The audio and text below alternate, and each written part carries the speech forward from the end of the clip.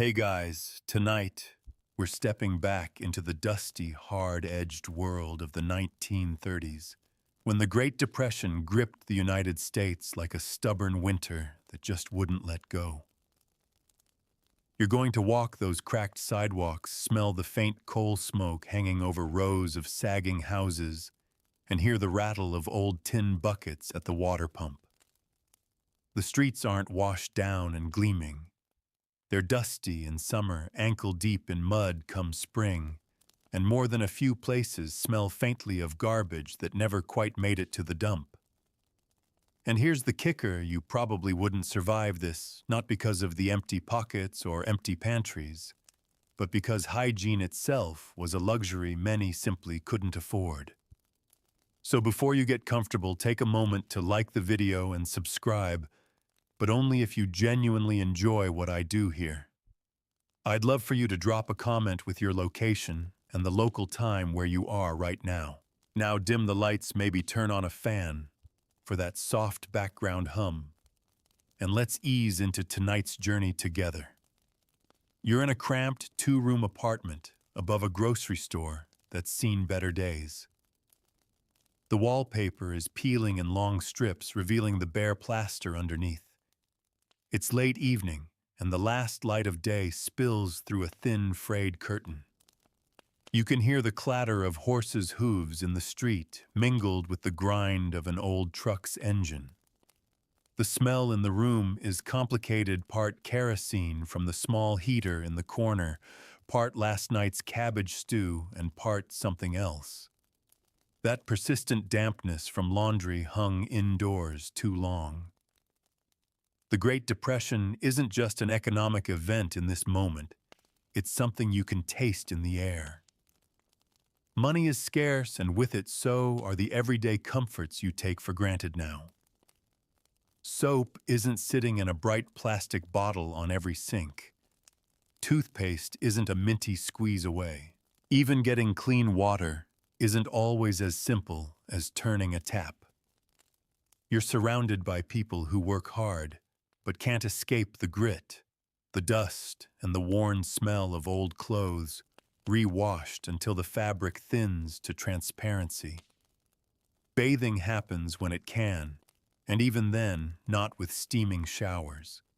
If your apartment has running water at all, it's cold for most of the day with a hot tap, only if you're lucky enough to have a gas heater in the kitchen. Many make do with a galvanized washtub, the kind you fill pot by pot from the stove, the hot water cooling faster than you can pour. Privacy isn't something you demand. It's something you improvise with a blanket hung in the corner while the rest of the family waits their turn. And laundry. You do it by hand, bent over a washboard, your knuckles raw by the end. Lye soap, the cheap kind, leaves your hands cracked in winter. You scrub until your back aches because no machine is humming in the background to do it for you. Clothes are hung on a line strung between buildings or propped on poles in the backyard, stiffening in the wind or collecting the smell of coal smoke from the neighbors' chimneys. The smells of the Depression are part of hygiene too, because no matter how hard people try, the scents of poverty are stubborn. Wool coats hold the odor of damp and smoke. Shoes worn day after day without a spare pair carry the faint tang of sweat and dirt. In summer, when the heat turns every street into a slow oven, even the cleanest person can't stay fresh for long. Still, there's pride in keeping up appearances. You see women in the hallway with hair brushed smooth and skirts pressed, even if the hem is frayed. Men scrape at their faces with dull razors, sometimes sharpening them on a leather strop until the steel thins. Children's hands are scrubbed before school faces shining with a thin sheen of soap and cold water. People do what they can with what they have. And then there are the public baths places where for a few cents you can get a real soak in a clawfoot tub or stand under a hot shower. These are more common in big cities tucked into YMCA buildings or municipal bathhouses. But in rural towns, the bathhouse might be a once-a-week ritual, the water pumped from a well and heated in a great iron pot. Neighbors might share the same tub of water with the youngest, washed first, and the dirtiest left until last. It's not glamorous, but it's better than nothing. Teeth are another battlefield. Toothbrushes exist, but they're not universal. Some people use baking soda on a rag, others chew on twigs to scrape the grime away. Dentists, you avoid them unless you have no choice. There's no money for regular cleanings and extractions are more common than fillings. By the time you're in your 30s, you've likely lost a few teeth already. Even in the middle of all this, there's an unspoken understanding. Hygiene isn't just about comfort. It's about dignity. You keep your hands clean when you can. You keep your hair combed. You mend your clothes so they're neat. The world might be falling apart outside, but the part you can control, the face you present to the world, still matters. You can almost feel the grit under your fingernails, the way your skin tightens after a wash in cold water, the rough towel worn thin from years of use. The night outside hums with distant music from a neighbor's radio, but inside the quiet is filled with the small domestic noises of survival. The hiss of the kerosene lamp, the creak of the wooden floor, the slow dripping of a faucet that no one can afford to have fixed. Tomorrow, you'll wake to the same routines, heating water for a wash, brushing your teeth with whatever you have, and stepping out into a world where the scent of fresh laundry is rarer than a full paycheck. You're living in a time when staying clean is work, and work is life. And as you close your eyes in that dim little room, the air heavy with the mix of soap, smoke, and humanity, you know that tomorrow will smell just the same. Morning comes slow, the light seeping in through that thin curtain, pale and gray. You can smell the damp of the night still lingering, and somewhere below, the faint scent of bread baking in the grocery store downstairs, though it's more wish than reality, because you know most of that bread will be day-old loaves. You rise not to the sound of running water or the promise of a hot shower, but to the mental checklist of what you can afford to wash today. Soap is precious, and so is the time it takes to scrub anything clean. The wash tub waits in the corner, dented and scarred from years of service. You fill it the same way you always do, kettle by kettle, heated on the small stove. Each pot of water costs fuel, and fuel costs money, so you balance it enough warmth to take the edge off the cold, but never enough to waste. It's a routine you've done so often, your body knows the steps without thought. And there's no scented shampoo here, just a bar of harsh all-purpose soap meant for skin, hair, and clothes alike. You rub it between your hands, watch the thin lather form, and remind yourself not to use too much.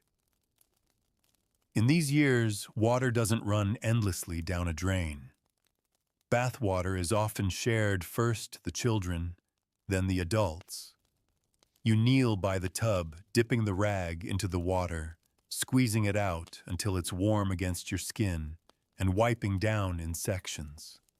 A proper wash, you tell yourself, even though it's a far cry from the steam-filled bathrooms you know in another life. Here, washing your hair means leaning over the tub, working the soap in, while trying not to splash too much on the floorboards, then rinsing with a small jug until the suds are gone. The cold shock of that rinse stays with you for hours. You look at your clothes hanging by the stove, yesterday's damp, not fully gone. It's not laziness that keeps them from being perfectly clean. It's the weather, the smoke in the air, and the fact that cotton and wool take forever to dry in an unheated room. On good days, the sun helps. On bad days, you just accept the faint mustiness that clings to everything. A smell so familiar, you stop noticing it, until you catch a whiff of something truly fresh. And then there's the street outside. Dust and summer mud in winter, each step coating your shoes, then your floors. Sweeping becomes as constant as breathing. In wealthier homes, rugs might be beaten weekly, but here you're lucky if you can hang them out at all. The dust settles on your windowsill, your table, even on the enamel basin where you wash your hands. You wipe it away, knowing it will be back by the evening. Public facilities are a strange mix of relief and discomfort. In town, you might visit the public bathhouse or YMCA once a week, stepping into a tiled room that smells faintly of bleach and wet towels. There's a kind of quiet dignity in soaking in hot water, letting the grime of the week dissolve. But you know every other person there has the same idea. You keep your eyes down, your conversation polite, and when you step back out into the cold, the clean feeling fades fast. At home, you try to hold on to that freshness as long as you can. You brush your teeth, not with the plastic-handled toothbrushes you know now, but with something stiffer, the bristles made from animal hair, the paste gritty with baking soda. Some people don't even have that. They use salt or ash or nothing at all. The smell of bad teeth is common, so common you stop flinching when someone close to you speaks. Hair is another thing you tend carefully.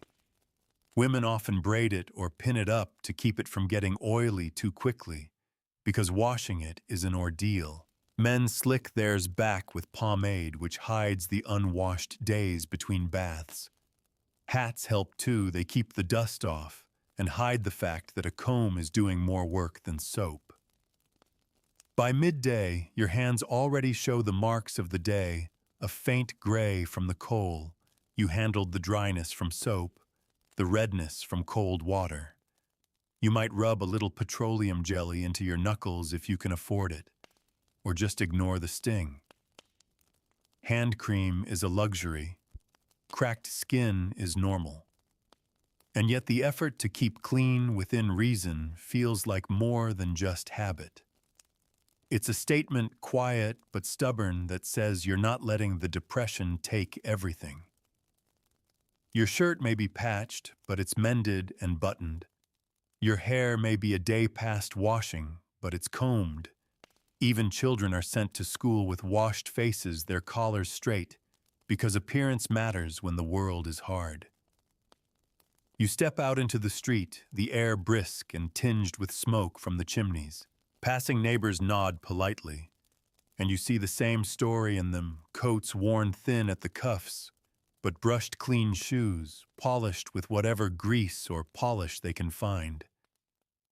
Nobody is pristine, but everybody is trying. The dust swirls at your feet, a reminder that no matter how hard you scrub the world you live in, will coat you again by day's end.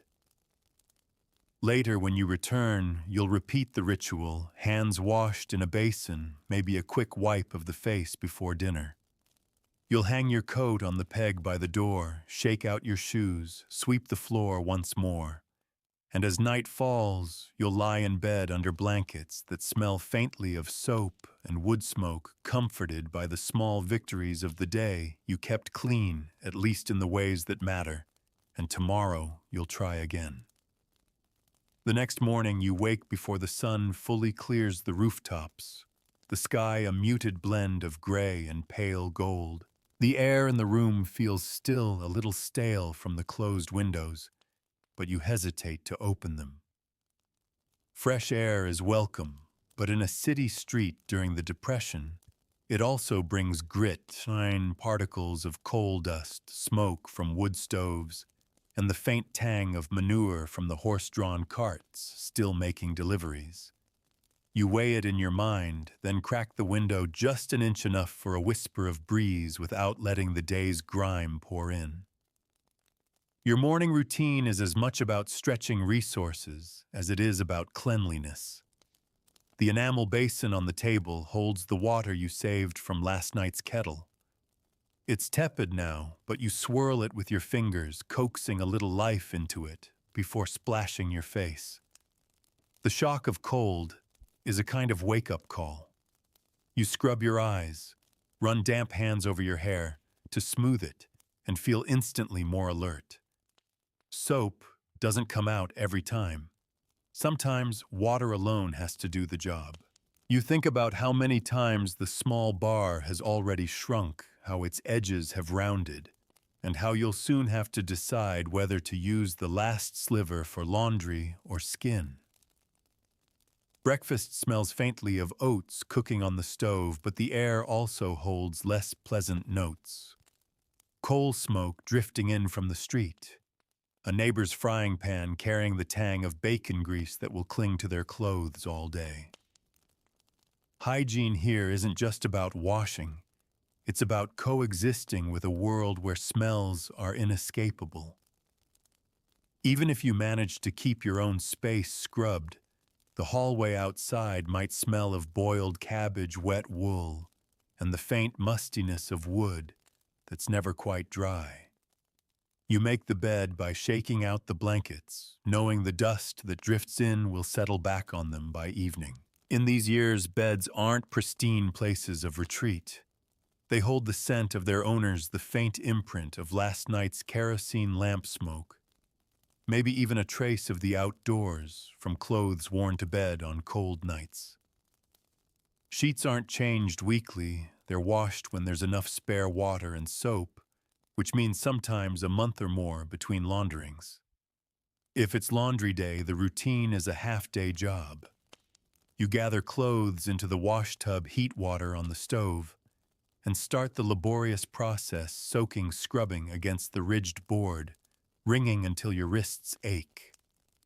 The lye soap stings your cracked hands, but it's the only thing strong enough to cut through the mix of sweat soot and kitchen smoke embedded in fabric. Whites aren't truly white anymore. They're closer to cream or pale gray, but they smell better after a wash, and that's what counts. On winter days, you hang clothes indoors on lines strung across the room, the damp adding to the already heavy air. Children, if you have them, are part of the daily hygiene challenge. They return from school with hands blackened from chalk dust and playground dirt, knees scuffed, hair tangled. You line them up at the basins, sleeves, rolled faces, scrubbed with brisk efficiency. Soap is used sparingly. You teach them to rinse well, to dry with the same towel folded and refolded to find a clean patch. In summer, you might send them to the pump in the yard, letting the cold water sluice over their heads as they shriek with surprise. And then there's the matter of the privy, or the shared toilet. In older buildings, bathrooms are communal, one to a floor, cleaned by whoever can be persuaded or paid to do it. The smell can be strong, especially in hot weather. In rural areas, outhouses are the norm, their interiors cold in winter, sweltering in summer, and always home to a population of flies you can't quite banish. Lime or ash is sprinkled to keep odors down, but nothing truly erases them. By midday, you've already fought several small hygiene battles, keeping your clothes presentable, your hands washed before meals, your hair smoothed and tidy. You carry a handkerchief, not just for sneezes, but to dab away the sweat that builds in warm months, to shield your face from dust, or even to polish a smudge off your shoes. Every small action is about maintaining dignity, even when the world outside doesn't offer much encouragement. The smells and textures of the day cling to you as you move through it. The faint tang of soap on your skin mixes with the unavoidable sense of coal dust and people packed close together. A handshake might leave your palm faintly scented with someone else's tobacco or work oil. Sitting on a streetcar, you catch the mingled aromas of wool coats, damp umbrellas, and leather seats that have seen decades of use. By evening, the goal is to remove the day's layer before sleep, You wash your face again, wipe your neck and arms with a rag dipped in warm water. Maybe even change into a clean shirt if you have one that's dry. The ritual isn't elaborate, but it's deliberate and unspoken promise to yourself that you'll wake up tomorrow at least a little fresher than you might have otherwise. When the lamp is turned down and you crawl beneath the blankets, you hear the faint creak of the floorboards as the neighbors settle in. The building sighs in the cold, and you know every family within its walls is having the same quiet end to their day, a last wash, a quick sweep, and the comfort of knowing that in a world short on luxuries, you've done your best to keep clean. The fourth morning starts with the muted clatter of the street below. Wooden wheels hitting a rut, a horse snorting, and somewhere in the distance the faint chime of a milkman's bottles. You pull yourself up from the mattress, the wool blanket heavy and scratchy against your skin. The first sensation that greets you is the cool air in the room, not fresh, but edged with that peculiar, stale smell of old plaster and coal smoke. The second is the faint, oily film in your hair reminding you that another wash is due soon, even if soon means waiting for laundry day when there's enough fuel to heat the water. You shuffle to the enamel basin, a dented survivor of years of use, and pour in the kettle's contents. The steam rises quickly in the chilly air, smelling faintly of the metal pot it boiled in. You stir it with your hands, testing the heat, then begin the familiar sponge bath routine. In these years, people speak of a cat lick wash without embarrassment. It's simply the reality. You dip the cloth, wring it out, until it's just warm, and work over your face, neck, and arms. Each stroke is deliberate, not rushed, because you know how good it feels to remove the thin layer of dust and sweat the night leaves behind. Hair, though, is another matter. In the Great Depression, washing it daily is almost unheard of. Water is heated sparingly, and soap can be harsh enough to strip more than just grime. It can leave the scalp dry and itchy for days.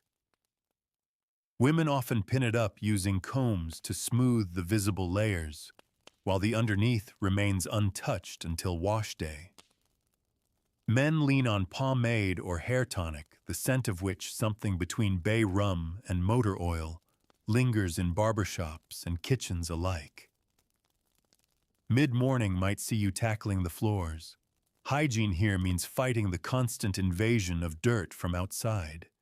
Street dust, coal ash, and even scraps of paper find their way in under the door. You sweep with a stiff, bristled broom, the rhythmic scrape across the floorboards, raising a faint haze that settles again minutes later. If you have a rug, it's shaken outside when weather allows, though the act feels almost comical, throwing dirt into the open air, while the wind throws it right back. Laundry days are dictated by weather as much as by need. A sunny, breezy day is a rare gift. Clothes are boiled in large pots if they're heavily soiled, especially work shirts, aprons, or cloth diapers. The boiling water, harsh lye soap, and endless scrubbing are brutal on fabrics, which thin and fray after too many washings.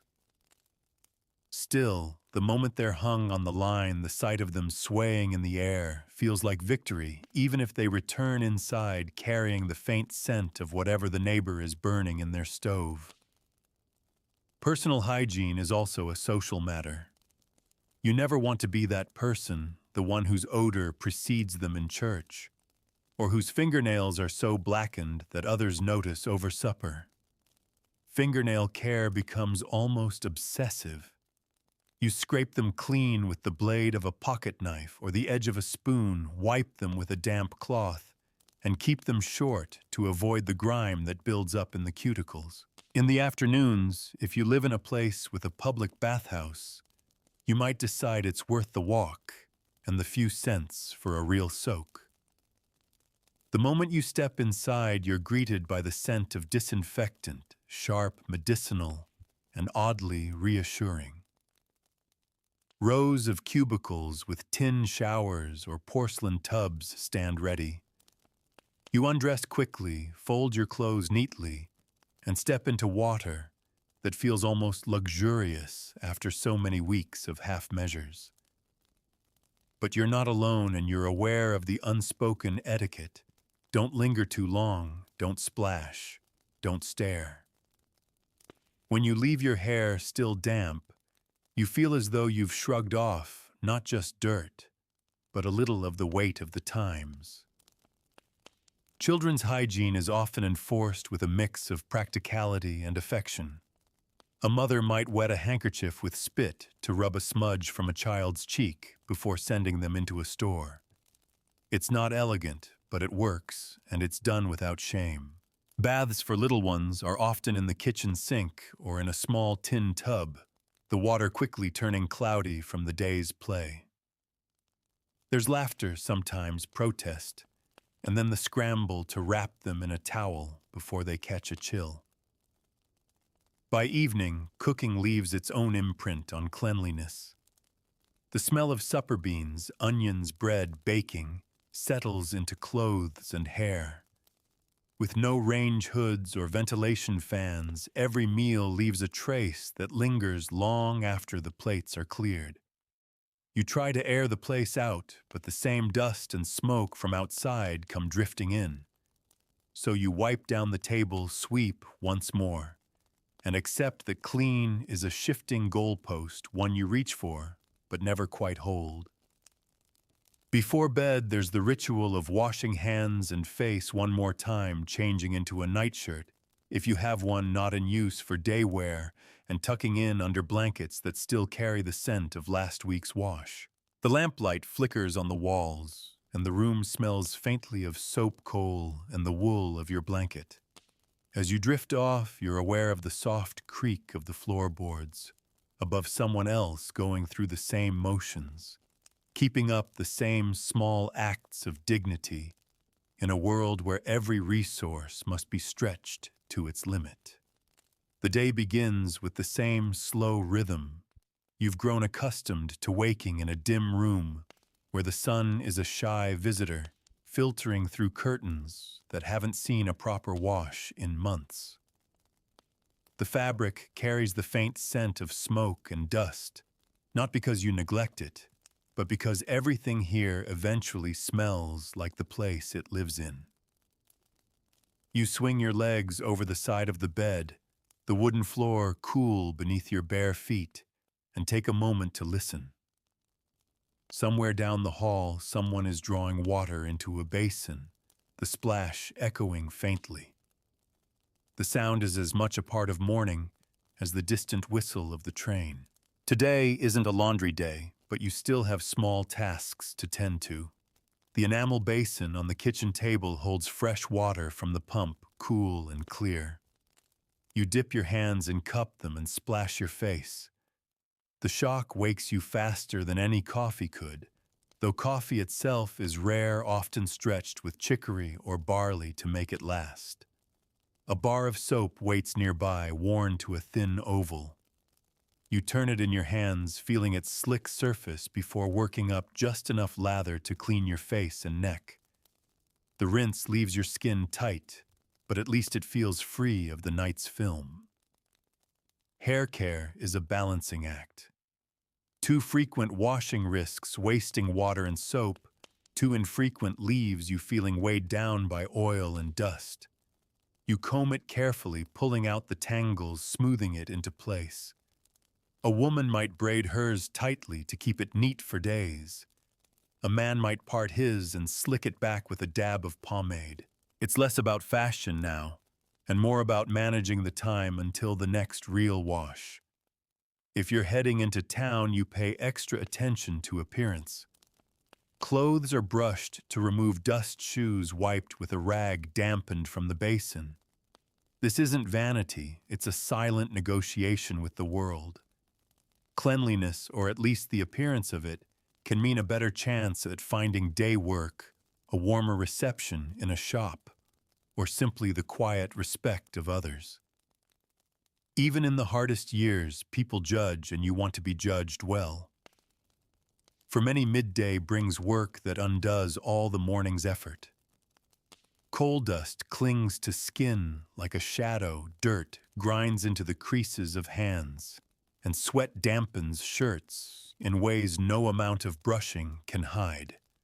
There's no changing into fresh clothes halfway through the day. What you put on in the morning is what you wear until night. So you learn small tricks, keeping a handkerchief to wipe your neck, standing downwind of the smoke from an open fire, using a splash of water to rinse your hands before eating. Even if it means your shirt stays streaked with the day's work. Children are quick to undo their own cleanliness, too.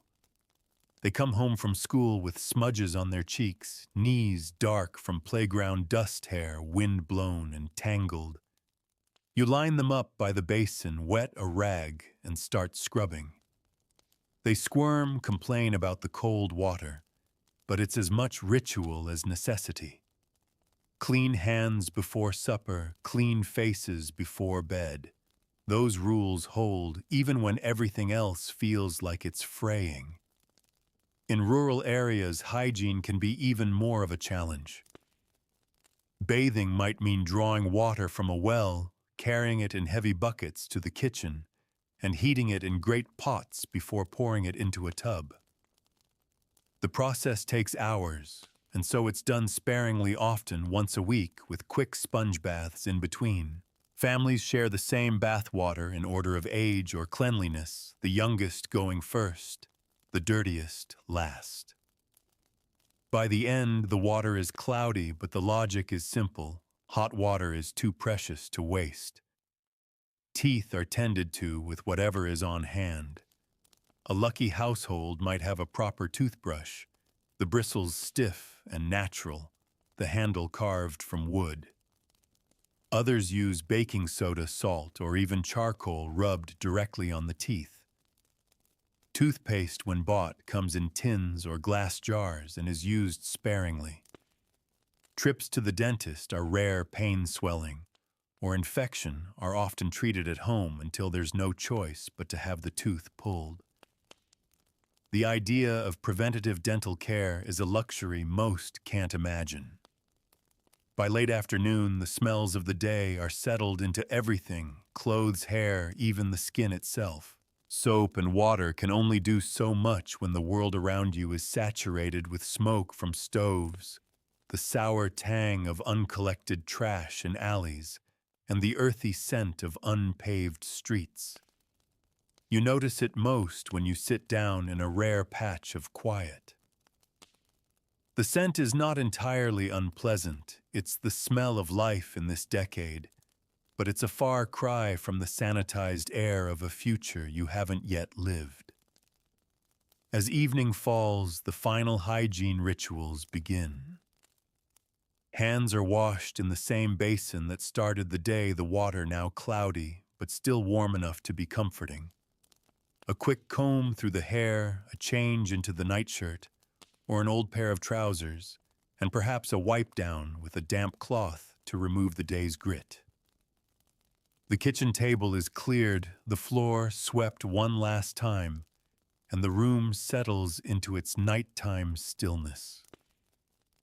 When you crawl into bed, the blanket smells faintly of last week's wash soap, air, and the lingering ghost of sunshine from the day it dried on the line.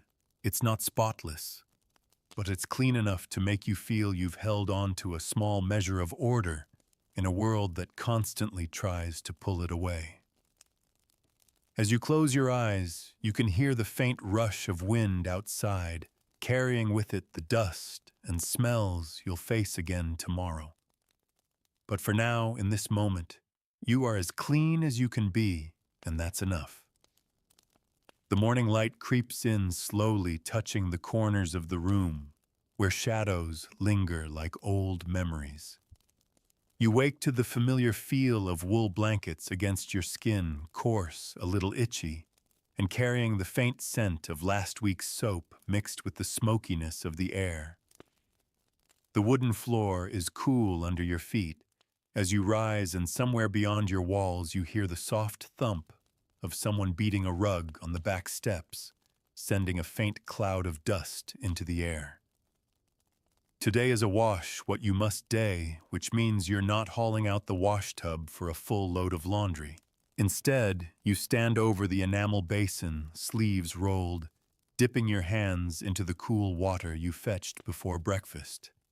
It's for spot cleaning collars, cuffs, and anything that shows. A shirt collar is rubbed with soap until the lather turns gray, then rinsed carefully so it dries without stiff streaks. It's a small way to keep clothes looking fresher, stretching the days until the next big wash. Your own wash-up is brisk.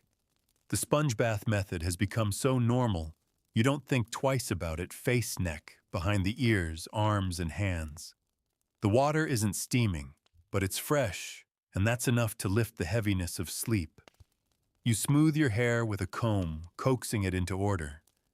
If there's a dab of hair tonic left in the bottle, you work it in, not just for style, but for the clean scent it leaves behind. The day takes you outside, and the moment you step into the street, you're reminded that cleanliness here is always temporary. The road is dry today, and every wagon wheel and footstep stirs a fine dust that hangs in the air, coating coats, hats, and shoes within minutes. Women carry handkerchiefs not just for manners, but to cover their mouths against the grit. Men keep their hats tipped forward to shade their eyes from both sun and dust. Every errand costs you a little freshness, but there's no avoiding it. You just brush off what you can and carry on. In the marketplace, the smells are a jumble: fresh bread cooling in the bakery window, ripe produce from farm stalls, but also the sour tang of spilled milk the fishmongers catch, and the faint odor of unwashed hands passing coins from one to another. Soap is used when it's available, but in these lean years you can't count on every vendor or every customer having scrubbed that morning. You wash your hands when you return home using water.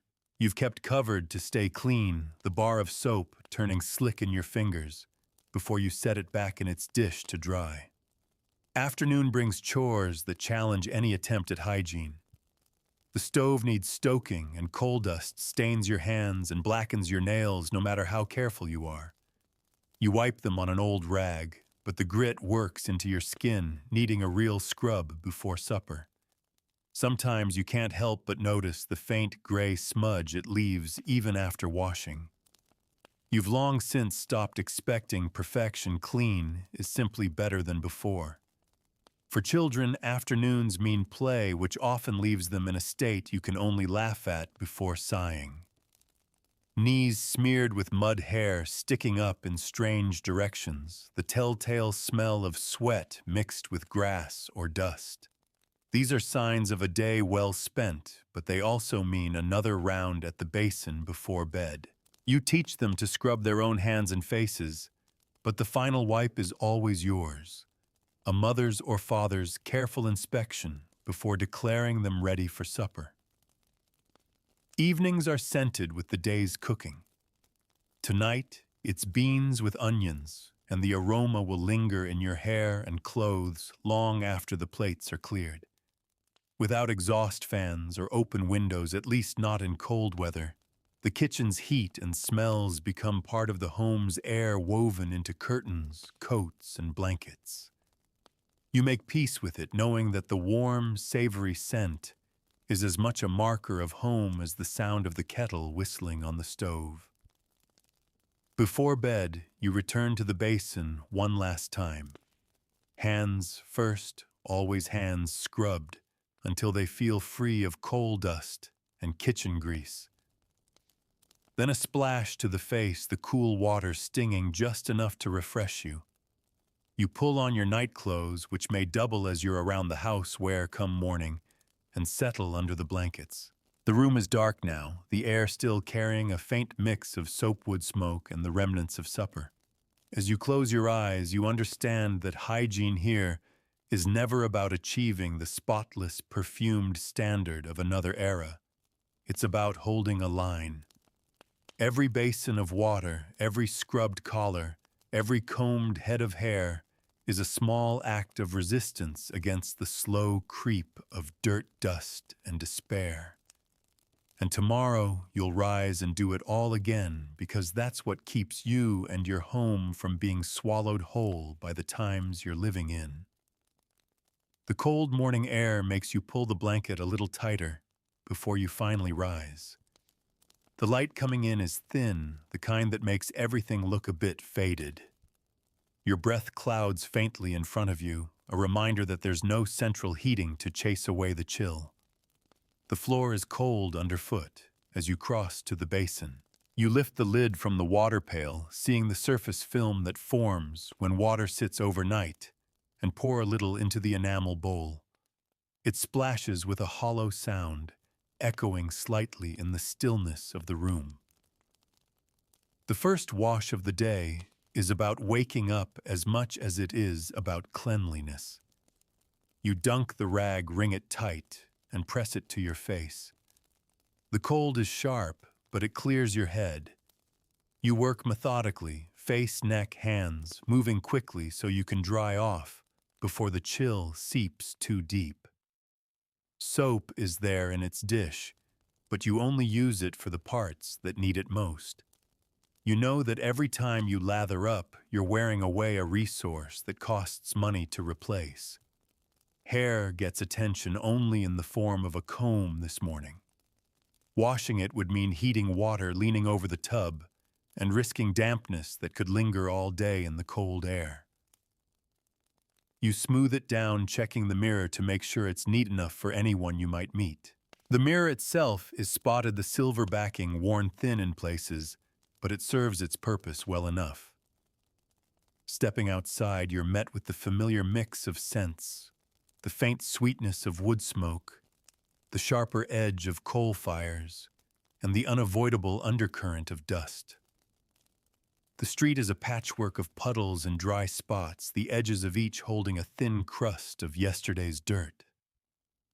You keep your eyes down, partly to watch your step, partly because you're already thinking about the dust that will need to be brushed from your coat once you get back. Today's errands take you through the market. You pass by stalls where goods are displayed with pride, even if they're not fresh by the standards you might wish for. Baskets of vegetables still have soil clinging to them. Loaves of bread are stacked on open shelves, their crusts carrying the smell of the oven, but also the faintest trace of the air they've been sitting in. When you handle coins, they feel cool and faintly gritty. No one pretends they're clean, but everyone uses them all the same. By midday, your hands tell the story of the day so far. The skin is dry from the cold, the creases along your knuckles faintly dark from dust and handling goods. You take a moment to wash them before eating, pouring a little water from a jug into the basin using soap sparingly but rubbing thoroughly. The towel you use is worn thin in the middle, the edges frayed, but it's clean washed just yesterday and hung in the kitchen to dry overnight. Afternoon brings chores that blur the line between work and hygiene. Sweeping the floor is as much about keeping dust out of the air as it is about appearance. You move the broom slowly, trying not to stir more than you collect. Rugs are given a quick shake out the back door, sending up a puff of particles that glimmer briefly in the sunlight before they drift away. The children come in before supper, their shoes muddy, their cheeks pink from the cold. You send them to wash up, listening to the familiar splash and the muttered complaints about icy water. You check their faces before they sit, no dirt under the eyes, no streaks across the forehead. It's a small standard, but it matters. Cooking supper leaves its own mark. The smell of fried potatoes and onions fills the room, joining the permanent scent of the stove. a blend of smoke iron and old heat. Without modern ventilation, you accept that these aromas will linger in your hair and clothes until the next real wash. In a way, the scent becomes part of you as much as the soap you use at the basin. Evening comes with the same simple rituals. Hands and face washed again, teeth cleaned with baking soda, or the last pinch of powder from a small tin. Clothes are brushed before being hung or folded tomorrow's outfit, laid out to air by the stove. You run a comb through your hair one last time before bed, smoothing away the day's disarray.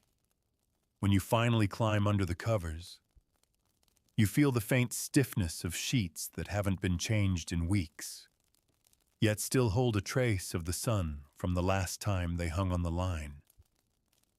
The pillow smells faintly of your own hair and the soap you last used. It's not the freshness of a new world, but it's clean enough to let you drift to sleep without the weight of grime pressing down. And in this era, that's a quiet victory worth holding on to. The day begins before the sun is fully up with that quiet heaviness in the air that comes from too many days without rain and too much smoke lingering from 100 chimneys. You push the blanket back, feeling the cool air slide over your skin, and swing your legs down to the floor. The boards are cold underfoot, but the shock of it wakes you. In the corner, the enamel basin waits, water already poured the night before to save time in the morning. It's cool now, not icy, but you still brace yourself before dipping the cloth in.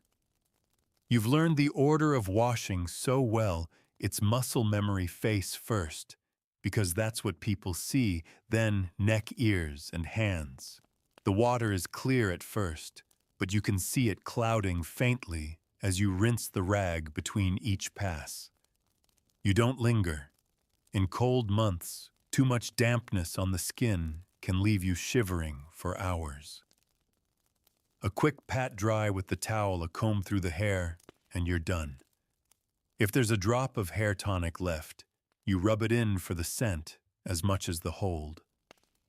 The fragrance is faint, but sharp, a little like bay leaves and alcohol, and it cuts through the smell of smoke in the air. Breakfast preparation starts before the rest of the house is fully awake, and with it comes the need for a fresh sweep of the floor. It's not just about tidiness, it's about health. Dust that settles overnight can carry the soot from coal stoves, and you don't want it stirred into the food. You move the broom slowly across the boards, listening to the soft scratch of bristles. In the corner, you see a thin drift of dust that's gathered like a secret, and you sweep it into the pan without a word. Once the meal is done, the dishes are washed in the same basin where you cleaned your face. Soap is rationed, so the water grows cloudy quickly, a thin layer of grease floating on the surface before you rinse it away. Towels for drying aren't fresh each time they're hung and reused until laundry day, when they'll be boiled to lift the layers of use. Stepping outside for errands, you're met by the same challenge that faces you every day, the street itself. Even on dry days, there's mud in the gutters and dust in the air kicked up by wagons and footsteps. If you're careful, you step around the worst of it, but there's no avoiding the way it settles on your shoes. In town, you see people wiping their footwear on the edge of a curb before stepping into a shop, a small act of courtesy that's as much about hygiene as respect. Midday brings work, whether it's in the fields in a workshop or tending to chores at home, and with it comes the inevitable layer of dirt. Coal dust from the stove, ash from the fire, the smell of boiled vegetables, and the faint dampness from the laundry hanging inside all blend into the background of daily life. You wipe your hands before meals always, and if there's a bit of soap left, you use it. Sometimes it's enough to keep your nails pale and your palms smooth. Other times you resign yourself to a faint grayness you can't scrub away completely. Children return from school looking as though they've wrestled the day itself, knees dusty, hair windblown, and the smell of chalk clinging to their sleeves. You usher them toward the basin, hear the splash of water, and their muttered protests, and watch as the grime of the day swirls away in the bucket. You check their fingernails before supper, knowing that dirt from the playground can find its way onto the bread you set at the table. Supper is its own sensory world. Tonight, it's stew simmering, slowly filling the air with the rich scent of onions and meat bones, but also bringing with it the heat and steam that cling to your skin and hair. Without modern ventilation, every dinner leaves its mark on you, your clothes absorbing the aroma until it's part of your own scent. Before bed, you make one last effort to freshen up. Hands first, because they've touched everything. Then face and neck to wash away the sweat and smoke of the day. You brush your teeth with a gritty powder spitting into the basin before rinsing your mouth with a small sip of water. It's not glamorous, but the faint taste of baking soda is strangely reassuring. When you lie down, the sheets are cool and faintly scented with soap from the last wash, though the freshness is fading with each night's sleep. The pillow smells faintly of your own hair and whatever lingered in the air that day. You pull the blanket up, listen to the muffled sounds of the street fading, and know that tomorrow you'll rise to face the same cycle again. The fight for cleanliness is never fully won here, but you fight it anyway because it's what keeps the world from swallowing you whole. The morning air carries a dampness today, the kind that clings to everything and makes you aware of every inch of fabric against your skin. You push the blanket back slowly, the wool heavy and warm, and sit up in the muted light. Somewhere beyond the thin walls, you hear the muffled cough of a neighbor starting their stove, the metal door clanging shut, and the faint scrape of a shovel against coal. The scent finds its way into your room soon enough, a dry, almost metallic smokiness that settles low in the air. At the basin, the water is cool but clean. You dip the rag in, wring it out, and start with your face. The cloth is rough against your skin, but it wakes you, fully pulling you into the day. You work methodically, face, ears, neck, forearms, dipping and wringing the rag each time so the dirt doesn't simply smear. Soap is used sparingly. You save it for when you truly need it, and today is just a maintenance day. Your hair is combed, the part made straight in the small, clouded mirror. There's no thought of washing it too cold, too little hot water, and too much risk of walking around with damp hair that could chill you to the bone. Instead, you smooth it into place, and if there's a dab of pomade left, you work it in for both neatness and scent. That sharp, slightly sweet fragrance feels like armor against the day. The floors demand attention almost immediately. Rain in the night has turned the street outside into a patchwork of puddles and mud, and the first person to track it in leaves a trail that spreads quickly. You sweep slowly, catching the damp grit before it dries and grinds into the boards. It's not just about appearance. Mud dries into dust, and dust finds its way into your lungs. Hygiene is as much about the air you breathe as the surfaces you touch. Late morning might see you at the market, where the streets are alive with movement. The smell is a strange mix: fresh bread, cooling in the bakery window, the tang of unwashed vegetables, the earthy smell of potatoes still in their skins, and the less pleasant odors of open drains and damp wool coats brushing past you. Everyone is bundled against the damp, which means the air indoors feels close, heavy with breath, and the faint smell of bodies pressed together. By midday, your hands tell their own story. The skin is rough from sweeping, slightly stained at the edges of the nails from handling coins and produce. You wash them before eating, pouring fresh water into the basin, rubbing in soap until the lather turns gray. The towel you dry with is clean enough though worn thin and patched in one corner. In the afternoon, there's laundry to tend, only a small batch this time, but enough to take up an hour or two. A shirt collar, a few handkerchiefs, and a set of towels are soaked, scrubbed against the washboard, and wrung out until your arms ache. You hang them inside to dry the damp air filling the room with the clean, almost metallic smell of wet cloth. The children come in with wet shoes and damp hems, and you line them up for a wipe down before they can sit anywhere. Faces are cleaned with brisk strokes of the rag hands, washed with soap, hair smoothed flat. You remind them to keep their feet near the stove so their shoes dry by morning, a habit born of knowing that wet leather left too long will mildew. Supper tonight is boiled potatoes and greens, their steam filling the small space with warmth, but also adding to the dampness in the air. The windows fog slightly, and the smell settles into the fabric of your clothes. You know it will be there until you wash them again, but you accept it. It's simply part of life here. Before bed, you wash again, though the water is cooler now and bites at your skin. Hands and face first, then a quick wipe of the neck and ears.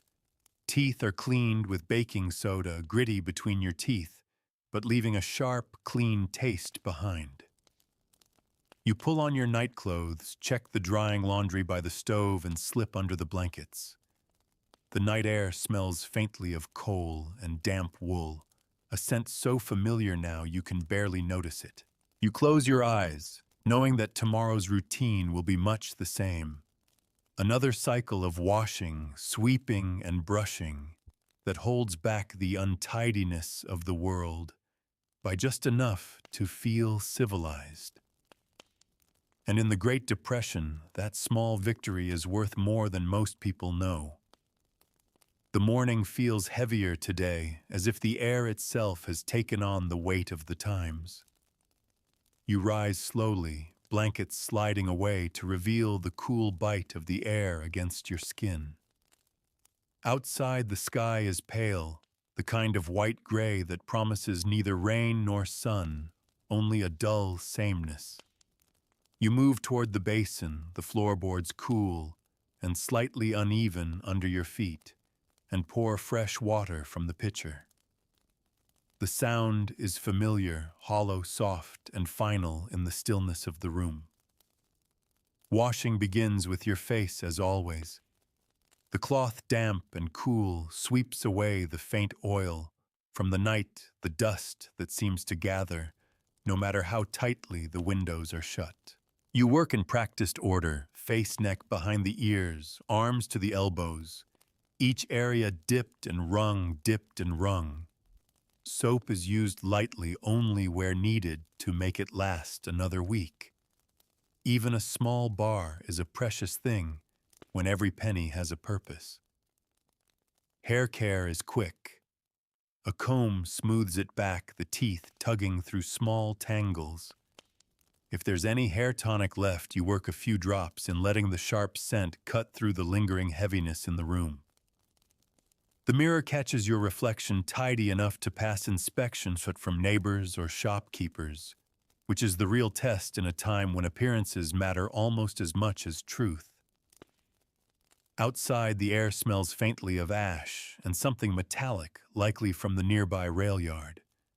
Streets are damp from an earlier drizzle, and every passing wagon leaves a thin spray of grit against your shoes. You notice how quickly the mud splashes up, and you think about the brush waiting by the door to clean them later. Clean shoes won't change your fortunes, but they'll keep you from looking beaten down by them. The morning errands take you through narrow streets where people greet each other with nods, careful not to stand too close. not out of rudeness, but because everyone carries the quiet knowledge that bodies carry more than warmth. They carry the day's labor, the scent of smoke, and the faint trace of whatever work they've done. In this way, hygiene is as much about protecting each other as it is about oneself.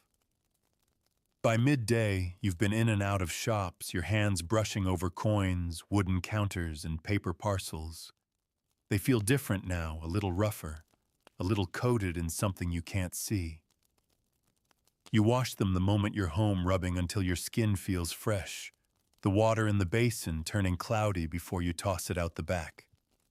The towel you dry on smells faintly of last week's wash, a ghost of soap, and the open air from the day it dried on the line. The afternoon brings chores that have their own brand of dirt. Ash from the stove clings to your fingers when you empty the tray, floating in the air like gray snow before settling on the floor. You sweep slowly, breathing shallow, then wipe the table and counters with a damp cloth to catch the fine dust that seems to find its way into every crevice. The children come in from outside, cheeks flushed, hands chilled and dirty. You send them straight to the basin, hearing the splash and seeing the faint ring of dirt left behind after they've gone. You dump it and refill it, unwilling to start the evening with water that's already used. The habit isn't about waste, it's about not spreading the day's grime into the night. Supper tonight is a simple stew, thick and filling, but its scent will linger long after the bowls are washed.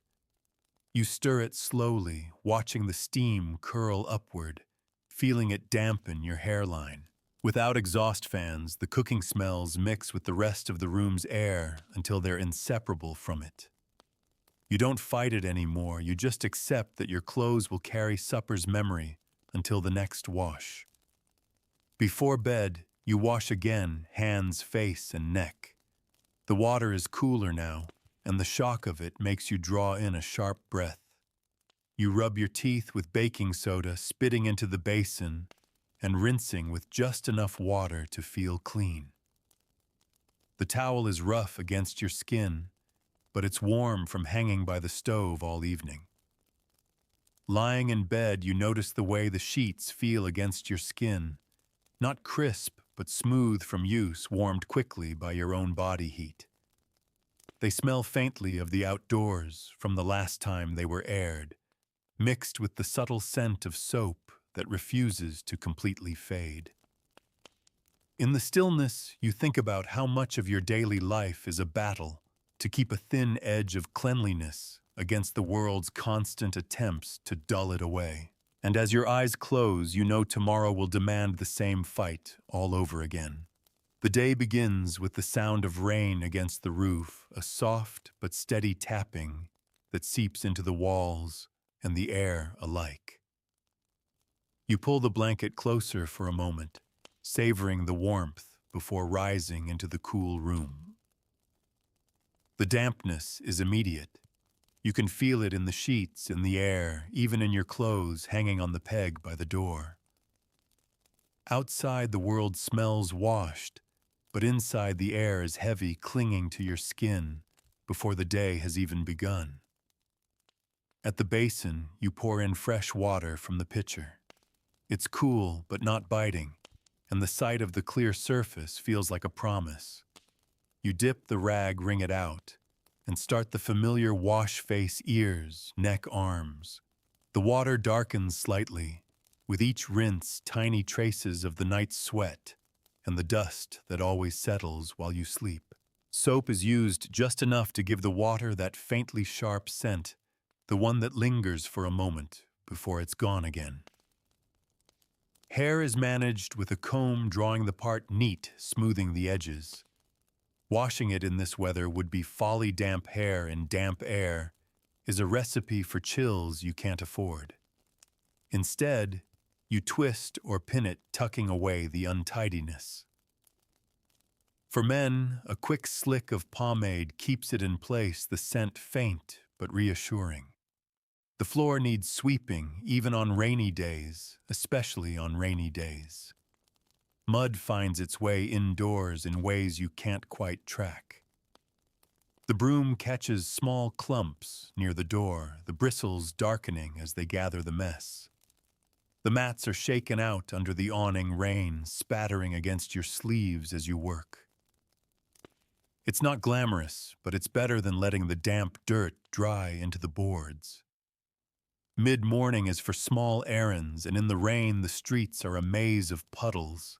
Your shoes pick up water no matter how carefully you step, and you think of the newspaper you'll stuff inside them later to dry them out. The air smells cleaner than usual, wet stone wood and earth, but it also carries the sour tang of wet wool from every coat you pass. Indoors, the scent follows everyone hanging in the air, like a chorus that won't quite fade. By midday, your hands feel gritty from handling coins and damp from the weather. You wash them thoroughly using more soap than usual, enjoying the way it squeaks faintly under your fingers.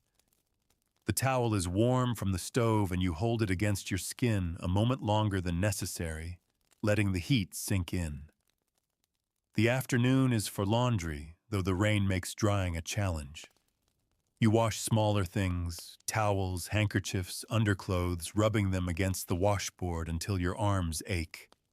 They're hung indoors on lines strung across the kitchen, dripping steadily into the buckets you've set below. The smell of wet fabric fills the room, mixing with the faint tang of soap, a scent both clean and oppressive when there's nowhere for it to go. Children return home with damp shoes and mud-speckled stockings. You have them stand on the mat while you wipe their legs with a damp rag, the water quickly turning cloudy in the basin. Their coats are hung near the stove to steam dry, the air growing thicker with the mingled smell of wool-wet leather and coal. You've learned to open a window for a few minutes, when the weather allows, trading a little heat for a rush of fresher air. Supper tonight is bread and soup, simple and warm. The steam curls into the room, joining the smell of drying laundry and the faint, lingering smoke from the stove. You don't fight these scents anymore. They've become part of what home means in these years. Before bed, you wash again, taking care with your hands, which feel chapped from the damp. A thin layer of petroleum jelly, if you have it, keeps the skin from cracking overnight. You rinse your face the water cooler now and dry it quickly with the towel that's been hanging close to the fire. Teeth are brushed with baking soda, the grainy texture familiar by now, the taste fading quickly into the background. In bed, you notice the sheets feel slightly cooler, touched by the dampness in the air. But they're clean enough, smelling faintly of soap from their last wash. The sound of rain continues on the roof, steady and soft, as you close your eyes. Tomorrow will bring more damp air, more sweeping, more drying of shoes, but also the same quiet satisfaction that comes from holding a small corner of the world clean against the slow encroachment of dirt and time. The morning breaks with a weak light, the kind that seems to hesitate before spilling through the thin curtains. The air is cold enough that your breath clouds as you exhale, and you linger under the blanket a moment before forcing yourself out into the chill. The wooden floor is cold under your feet, sending a sharp reminder up your legs that the day has begun whether you feel ready or not. At the basin, the water you poured last night has a thin skin of ice along the edges.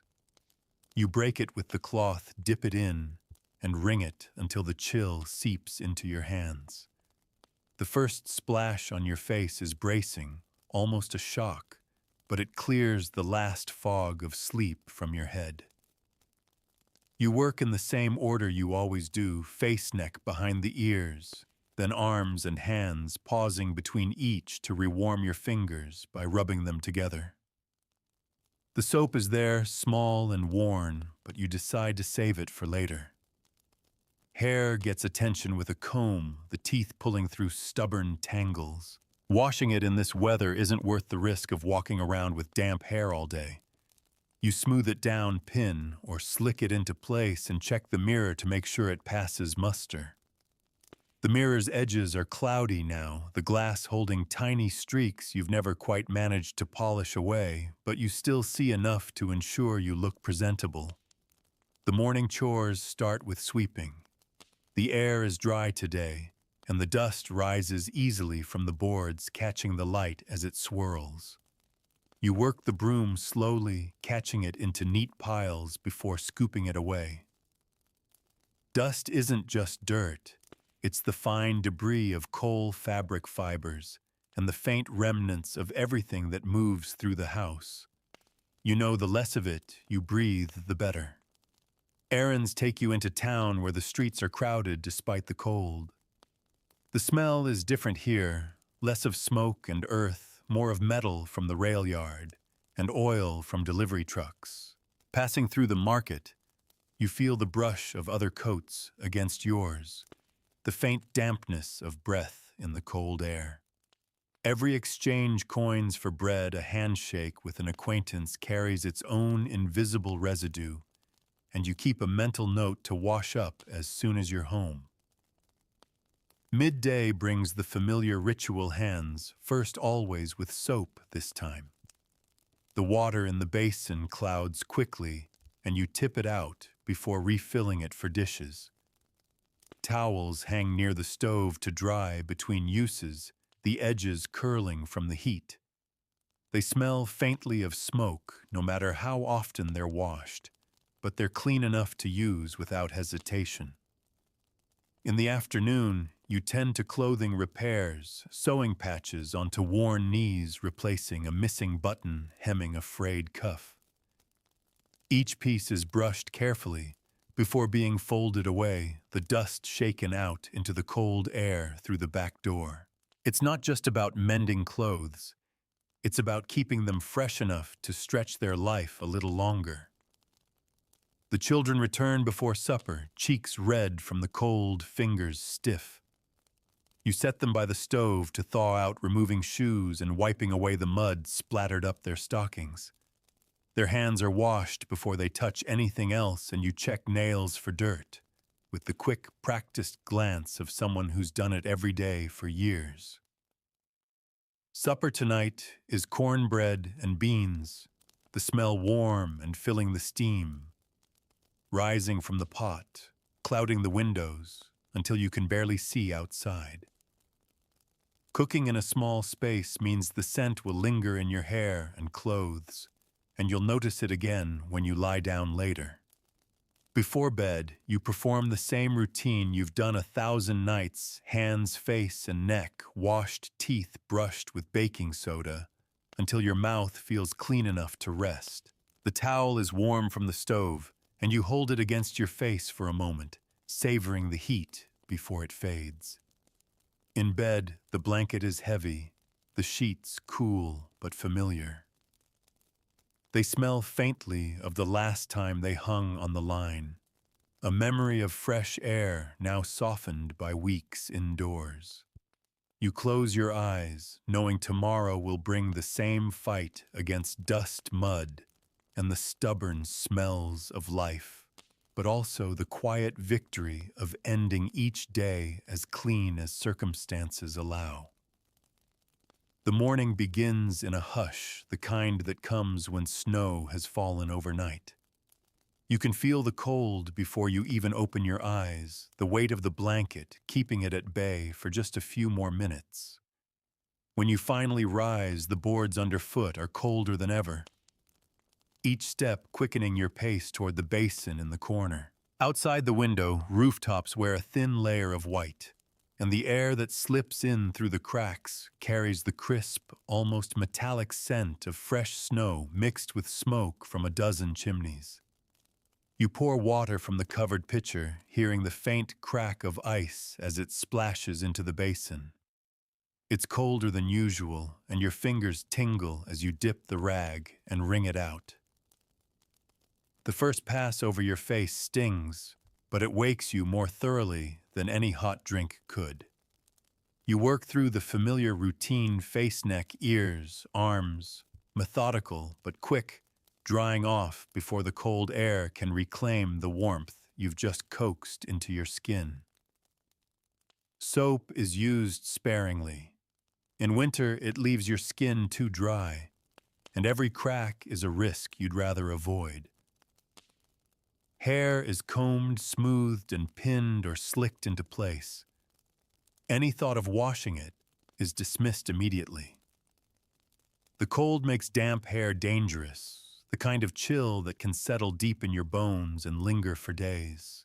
Hats are essential now, not only for warmth, but to keep what's underneath neat enough to pass muster when the hat comes off indoors. Sweeping the floor is different in winter. The dust is still there, but now it's joined by fine grit from melted snow tracked in on shoes, tiny flecks of ice that melt into damp spots if you don't catch them quickly. You work the broom in careful strokes, gathering it all before it can spread. Near the door, the mat is shaken outside, scattering a small spray of snow into the air. Errands in this weather are kept short. The streets are slushy, and every step sends a mix of water and grit onto the hems of coats and trousers. People keep their distance, heads down against the wind, moving quickly from one door to the next. Inside the shops, the air is thick with the smell of wet wool leather gloves and the faint sweet scent of whatever is baking in the back. You can feel the damp clinging to your own coat, knowing it will hang by the stove for hours before it's truly dry again. Midday hand washing is more deliberate in winter.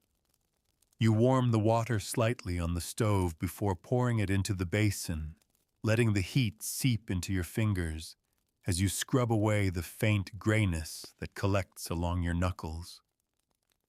The towel kept near the fire is soft and warm, a small comfort in a season that offers few. The afternoon is for indoor work, mending clothes, sorting through linens, brushing coats free of loose dust and lint.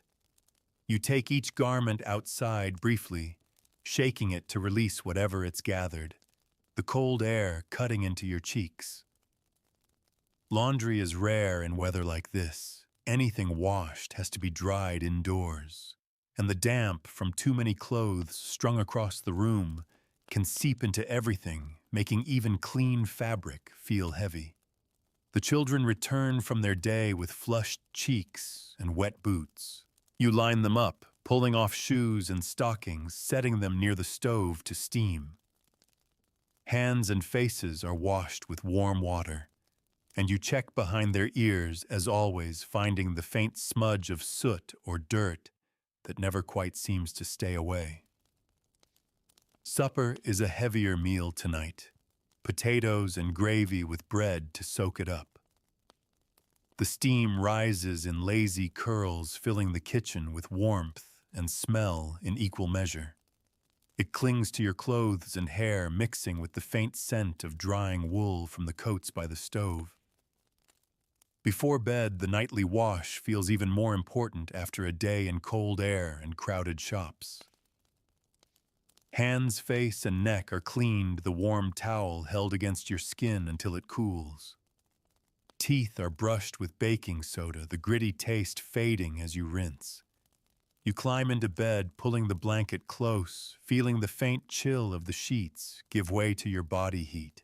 Outside, the snow is still falling silent and steady, and you fall asleep, knowing that tomorrow's fight against the cold and the dirt will begin again, but also that you'll meet it as you always do, with basin rag and the quiet persistence that keeps you going.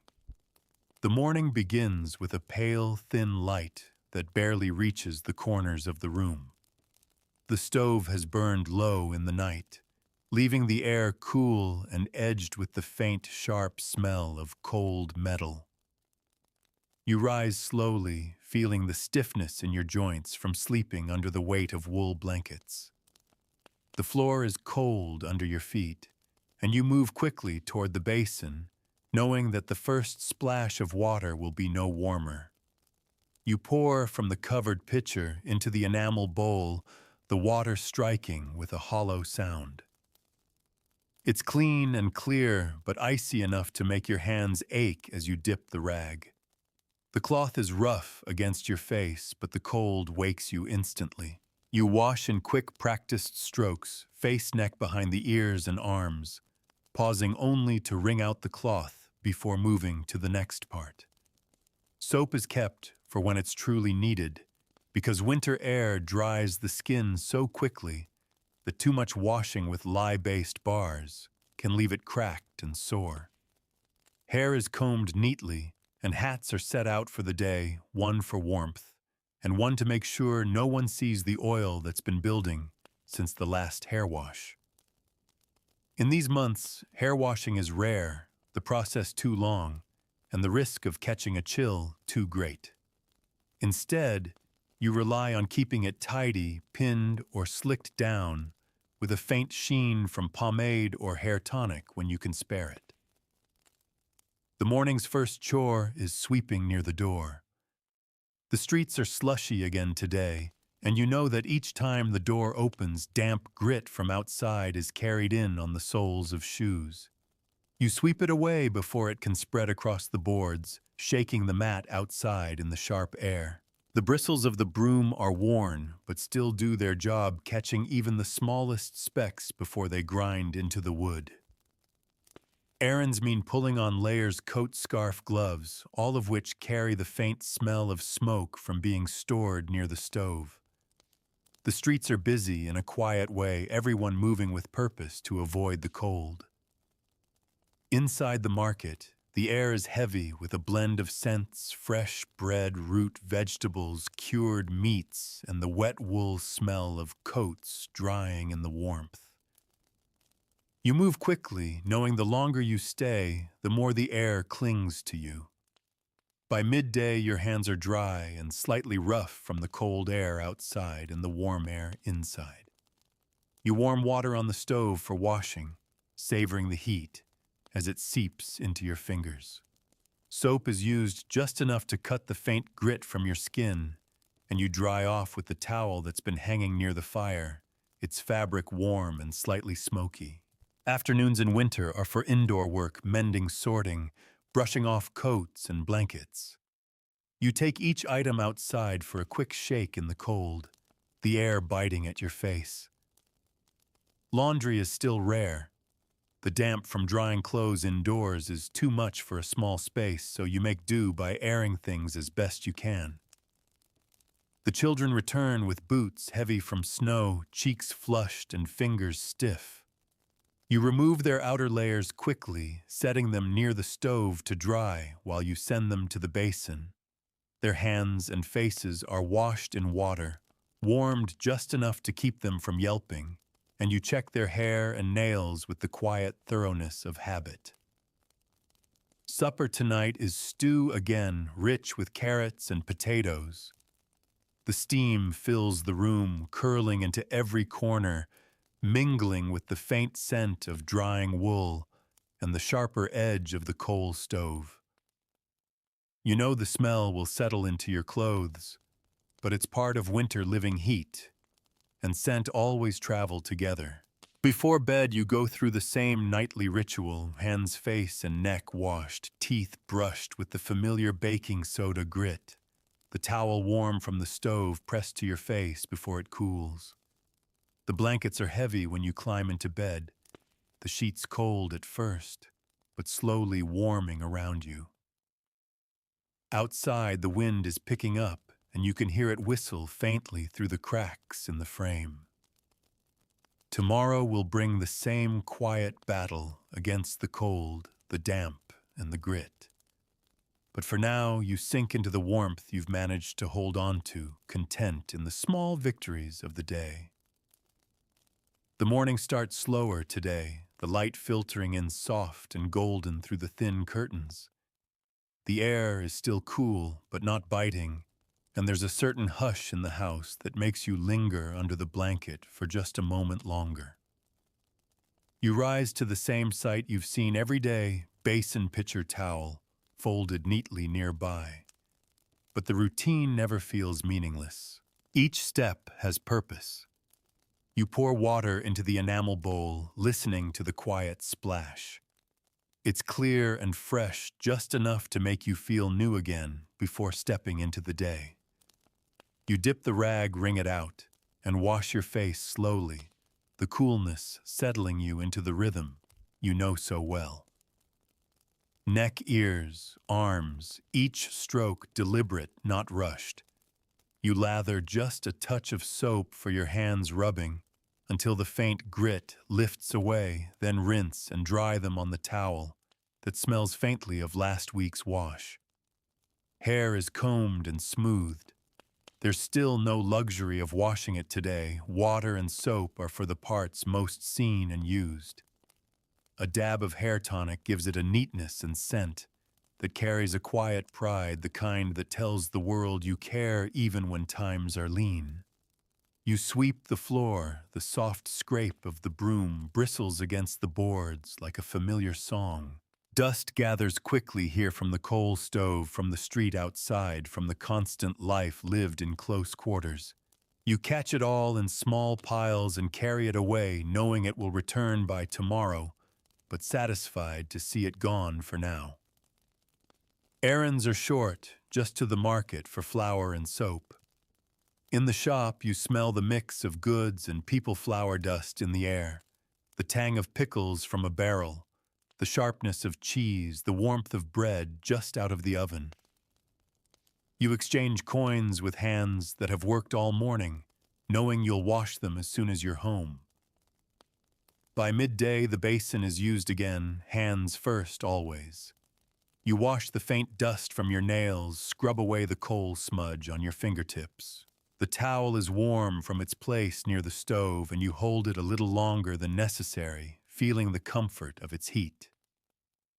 The afternoon is spent on small but important tasks, brushing clothes, mending hems, wiping down the table and chairs. Every stroke of the rag lifts not just dirt, but a little of the weight of the day. Even the act of folding a freshly dried towel feels like reclaiming order from the slow creep of disorder. The children come in before supper, their voices carrying ahead of them. You see the mud on their shoes, the flush on their cheeks, the bits of dust in their hair. You direct them straight to the basin, smiling at their complaints, but insisting on clean hands and faces before they touch anything. It's the same rule every day, one of the few constants you can give them. Supper is simple potatoes roasted in their skins, bread from the morning's market, and a small jar of preserves brought out as a treat. The smells fill the room, sinking into clothes and blankets. You accept it now as part of the fabric of life, something you carry with you into the night. Before bed, you perform the final wash. Hands and face are cleaned, teeth brushed with baking soda until the gritty taste fades. The towel warmed all evening feels soft against your skin. You climb into bed, the sheets cool at first, the blanket heavy and familiar. The day's work is done. As you lie there, you realize hygiene during these years has never been about perfection. It's been about persistence. Every basin of water, every sweep of the broom, every scrubbed hand is a statement that the times might be hard, but you won't let them make you careless. You close your eyes with that thought, and the quiet comfort of having done enough to meet the day settles over you like a second blanket. And now, as the pace of the story eases, picture yourself in that small Depression-era room, with the lights low and the air calm. The basin sits empty for the night, the towel neatly folded beside it. The stove gives off a slow, steady warmth, and the sounds from outside have quieted to almost nothing. Somewhere in the distance, a train passes, its low rumble fading into the dark. You're lying in bed beneath the heavy wool blankets, the fabric smelling faintly of sun from the last day they were aired. The sheets are smooth from use, warmed now by your own body heat. In the corner, a chair holds tomorrow's clothes brushed and ready. Shoes rest by the door, their dust shaken out, waiting to carry you through another day. The air is still touched with the faintest mix of soap, clean fabric, and wood smoke, a scent that is both the end of today and the beginning of tomorrow. You can feel the day's small labors behind you, each one a step in the quiet, steady work of keeping life in order. There's no rush now, no noise, just the soft rhythm of your own breathing and the steady tick of time moving forward. Outside, the world may be dusty or cold, but here in this little space, everything is settled. You close your eyes, letting the weight of the blankets hold you in place. The room seems to fade at the edges, the details softening as sleep draws closer. There's no need to think about the chores of tomorrow. They'll wait for you, as they always have. Tonight, there is only rest.